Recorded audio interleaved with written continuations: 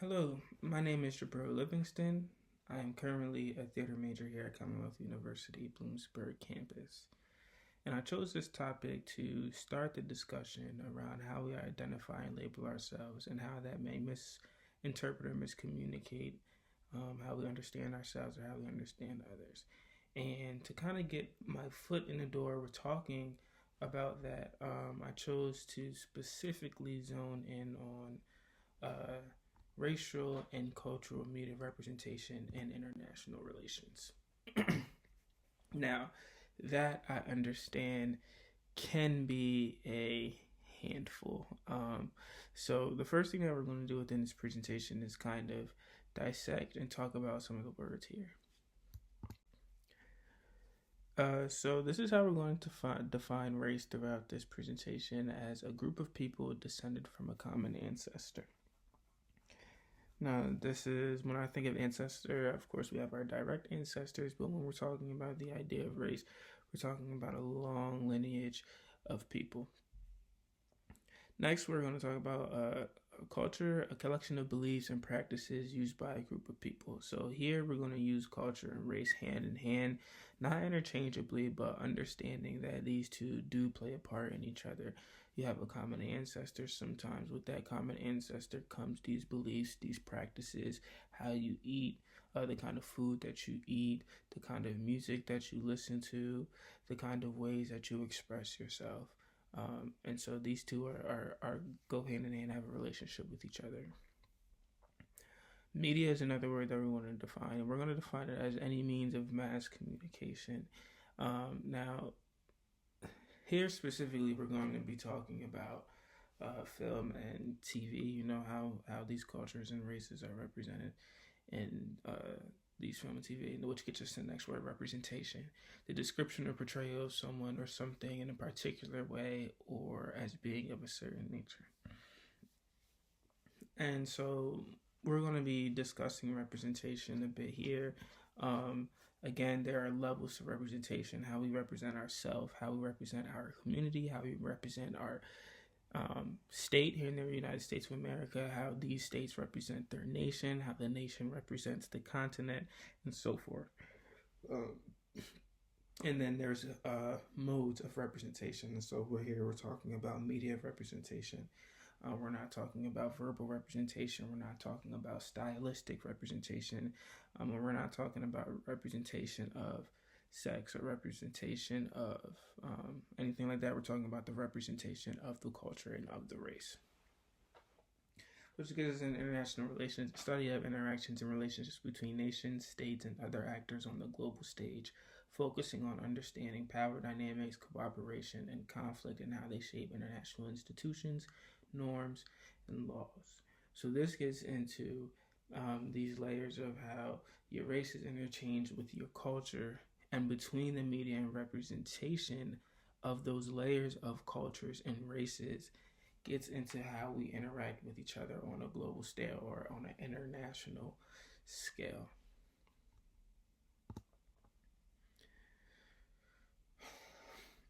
And so that I want to dive into that more, how these racial and cultural media representations relates to international relations. And here we're specifically going to talk about racial and cultural relating to international relations. And next we'll start to get into the media representation and the importance and effects of it. But right now, racial and cultural and international relations. As we go back in time and as we see these races and these cultures emerge and sort of interact with each other through globalization, we have to understand that races and cultures affect how these sovereign states interact with each other, the way that they interact with each other, how many times they may interact with each other. And you see that as layers, within our neighborhood, we have one, culture, and that's going to affect the neighborhoods around us and the culture of the city, and the relationship will affect each other. And you expand that to the culture of China affects how it interacts with Russia, and the culture of Russia interacts how they interact with Nigerians and Egyptians. um, and races within those cultures as well. Now, how does the effects of media then get tossed into the conversation? Well, when China and Russia are interacting, a lot of the citizens of China may get their information from the media about Russians, from Russian music, from Russian films, Russian TVs. So here's where we're talking about how media affects the way people think of others and therefore affects international relations. Now, there's a way to do this right, I believe. And if it is done right, these are a few of the things that we'll get. We'll get some history thrown in there about the race and culture. We'll get awareness about the history and about the race and culture in general, the way they live, what they're doing.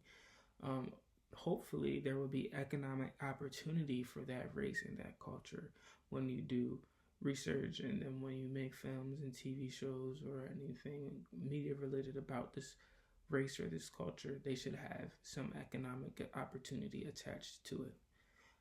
Relatability.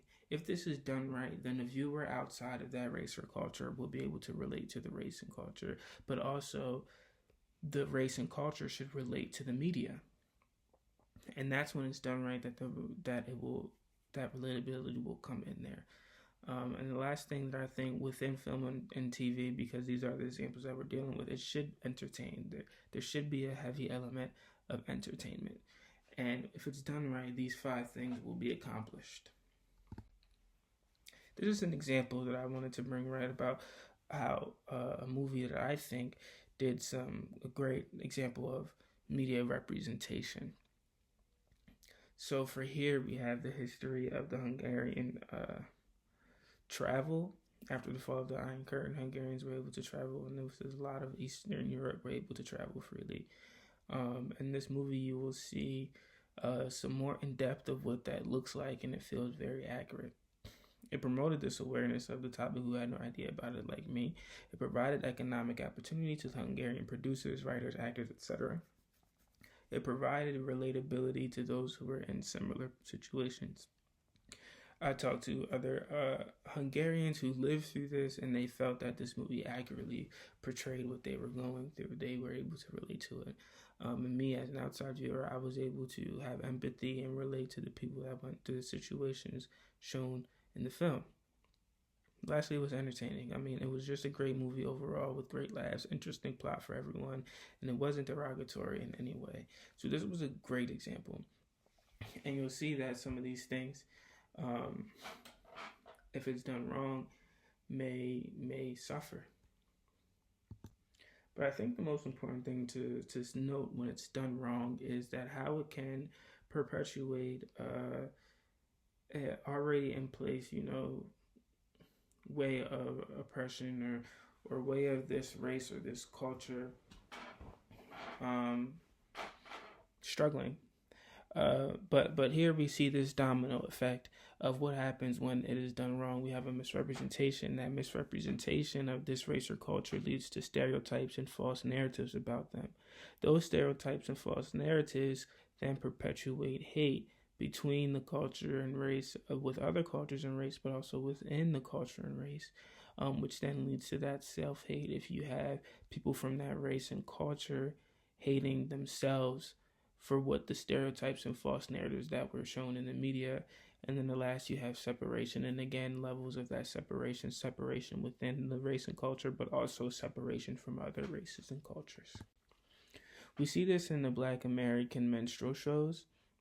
These were minstrel shows that white people put on, and they pretended to be black people. They dressed up as black people, and they did things that black people did not do.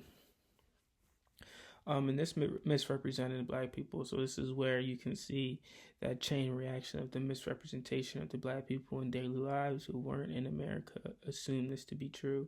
So people who experience this media without experiencing Black America you can understand the effects of that. Promoted the stereotypes, the false narratives about how black people lived, supported the hate that people had for blacks at the time, encouraged black people to view themselves in this way. There's that self-hate coming in, both overseas and in America, and it assists the separation of people within the country, as well as the linkage to their country of origin.